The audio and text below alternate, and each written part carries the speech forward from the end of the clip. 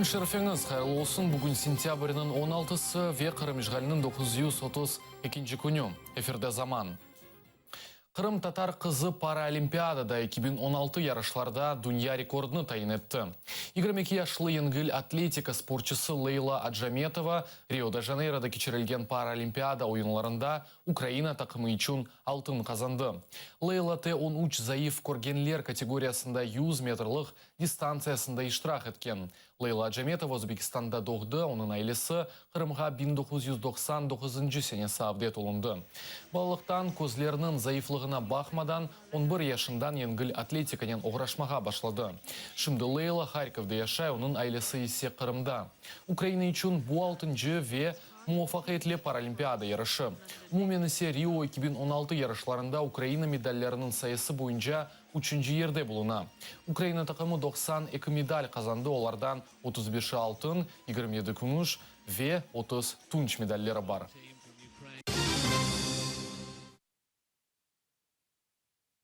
Франкистанда күтлеви наразылық акциялар кечмекте. Соңки малюматларға көре 15 инсан яраланды, 32 шахыс есе яқаланды. Миллиард инсан эмек ислатларға қаршы наразылық акцияларға чықтылар. Бөйлі кебе акциялар бір ел девамында олмады. Нумайыш ве митинглер Франкистанның 110 шерінде кечті. Полис хадимлері есе көз яшартыжы газ ве серсемлетіжі эл бомбаларыны қоландылар. Дорт нумайышчы ве секіз полис хадимы ве жандарм яраланды. Олардан екісі Молотова коктейлінден себеп хастаханеге янықлар иле ятқызылды.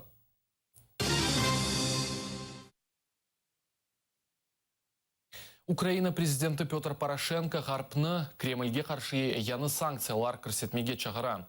Бұл ақта о ЕС Ялталы Авропалы стратегиясы конференциясында чықшы девамында білдірді. Впровадувати новий сектор, нові секторальні санкції. Без санкцій ми нічого не зробимо. У нас немає солдат НАТО, ми захищаємося навіть власною зброєю, але санкції – це єдиний механізм утримати Путіна при столі переговорів, і ми на це розраховуємо. Бо коли ми ведемо мову про санкції, йдеться не тільки про мінські домовленості. Якщо санкції будуть пом'якшуватися, чи їх знімуть, чи Росія піде з України, з Донбасу чи з Криму, чи вони виведуть свої війська, чи вони випустять політичних ув'язнених, чи вони будуть співробітничати з ОБСЄ, чи Росія зробить бодай щось для того, щоб пояснити своєму власному народу, чому знімають санкції. Пояснення цьому немає. Це крок задля нашого майбутнього, європейського майбутнього.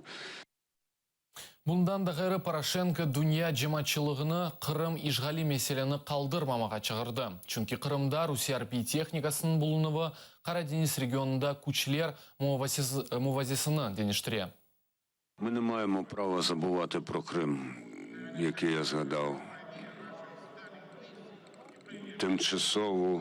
Тимчасово окуповану Крим, цей окупований український півострів, Росія перетворює на потужну зону військової присутності, змінюючи на власну користь баланс сил у Чорному морі.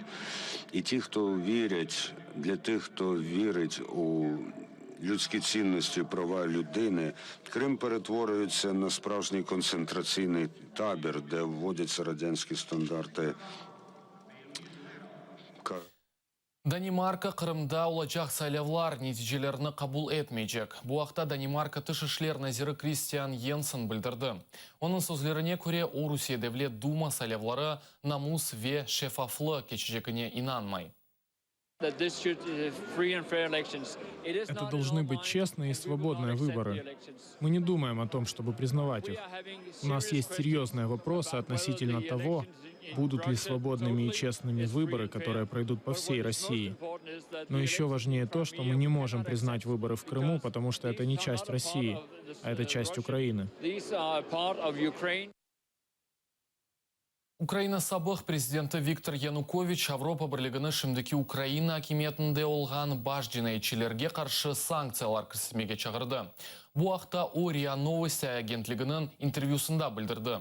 Януковичнің айтқанына көре Украинаның шымды акиметіне қаршы Авропа бірлігінің санкциялары яқшы чалышайжақ, девлетке есе чоқ қырсызланған параларыны қайтармаға мүмкін олajaq.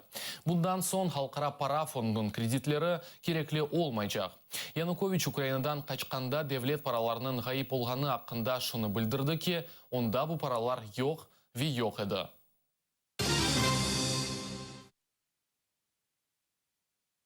Мечлис рейсінің бірінші муавинын Риман Джелялның фікірінже Қырымда Русия Девлет Думасына кечерілжек салявларға бармамақ керек. Оның фікірінже Украина территориясында Русия парламентіне кечерілжек салявлар манасыздыр. Ижгалжилер Қырым-татар рейлерінен садыже файдаланмаға істей. Ләкен ярмаданын тамыр халқыны ешітмеге істемейлер. Дело в том, что у нас была дискуссия с нашими, скажем так, друзьями из России, представителями оппозиционных различных организаций и так далее. Они призывают к тому, что нужно бойкотировать активно эти выборы. То есть прийти на избирательные участки, но испортить бюллетени, как-то еще там сделать их недействительными. Крым весь мир признает частью Украины, а не частью России. Соответственно, выборы на территории, которая является, согласно международному праву, территорией иного государства, не могут быть легитимными. Соответственно, все избранные здесь кандидаты, то есть депутаты, они являются нелегитимными. Логично предположить, что это, во-первых, бросает тень на весь парламент, да, российского государства. Во-вторых, уже есть аналогичные заявления уже Верховной Рады Украины и многих международных институций о том, что мы не будем признавать выборы в Крыму, и, соответственно, те делегаты, которые будут, делегации международные, которые будут включать в себя представителей так называемых депутатов из Крыма, они тоже будут под большим сомнением. Авропа Шурасының парламент ассамблея темсилчилері ишғалітілген Қырымда Русия Девлет Думасына кечерілжек сайлауларыны незарет етежек. Бұл ақта пасе президенті Педро Аргамунд юхары Шурасының рейсі Андрей Парубиге, оның Франкистанға иш зияреті вақтында білдірді. Бұны Украина парламентінің матбуат қызметі білдіре. Біз территориаль бүтінлігі бойынша позициядан четлешмейжекміз. Бұл епісі девлетлерге айып деп айты Аграмунд. Бұндан да ғайры пасе президенті Украинаға бір меселеде қол тұтачағыны білдірді ве иллеріде Авропа структуралары тарафындан иш бірлік етмеге азыр олғаныны қайдетті. Бүгін саба Керіч кечетінде араба паромдан денізге түшті. Араба içinde insanlar бар еді. Қаза видеосыны Керічнің kerich.com.ru сайты дәрчетті. Паром причалға келгенде паромға аппарель түшкен заманда енгіл машина огге әрекет етмеге башлады. Бұндан себеп араба санки денізге атылды.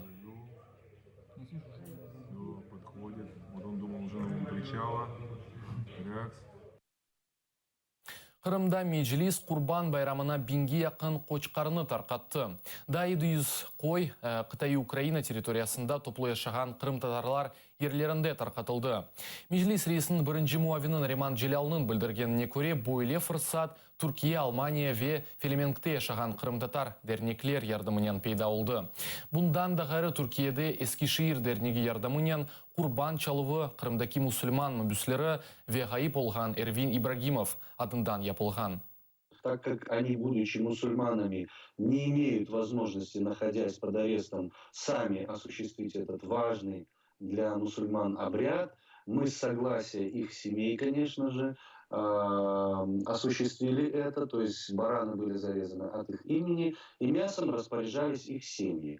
Где-то семья сама брала мясо, раздавала по традиции и так далее. Некоторые семьи попросили нас сделать это, и мы раздали, собственно, среди наших единоверцев, поздравив их с праздником Курбан-Байрама. Отдельно еще мы передали одного барана семье Эрвина Ибрагимова. У нас была такая возможность. И от его имени также был осуществлен этот ритуал. Москвада сессіз наразылық акцияны кечіргенлер. Фааличилер ішкі ішлер назерлігіні ағзыларыны япыштырып ве иллерінде Русия анаясасын тұтып келгенлер. Полис хадимлері чоқ вақыт девамында не yapmaға білмейіп, сонында яқалану үшін себеп тапмайып фааличилеріні терк еткенлер. Бұл енді полиция қанунсызлығына қаршы йоланылған екінші наразылық акциясыдыр. Сентябрінің 9-ында полис хадимлері тамам бұл ерде бір қат шақысыны яқалады. 9 сентября нас задержали здесь 4 активиста, которые стояли в одиночном пикете по очереди. Вот. И сегодня, к сожалению, поняв, что нам не дают выражать здесь свое мнение законным способом, то есть люди ничего не нарушали, не нарушали 54-й федеральный закон, они стояли по очереди со своими плакатами, со своими требованиями. В основном требования были против полицейского беспредела. Сегодня мы точно так же отнесли обращение по поводу полицейского беспредела. Если полиция молчит, министр молчит о том, что происходит, но мы с ними вместе в солидарности тоже молчим. Но молчим экстравагантным способом. Русиялі почта шirketi ишғалетілген Қырымда ве Украина незаретінде олмаған Донбасс территорияларда хадимлеріні топлай. Наша почта шirketi оператор, юрист, сатыжылық бойынша менеджерні, маркетолог айдавчыларны ве дигерлеріні қыдыра. Бұл ақта малюмат шirketінің сайтында ерлешкен. Атта ишғалетілген Донбасс ве Қырымда контакт номерлері бар. Шirketінің юридик адресы ишғалетілген Ахмежитте, почта адресы есе Ростов-на-Дону шерінде белгіленген. Бұл бізім сонки хаберіміз еді, невбеттікі заман эфирінде Ескендер Меметов тазе хаберлерінен пайлашачақ. Атайрелі олыңыз, көрішмек үзре.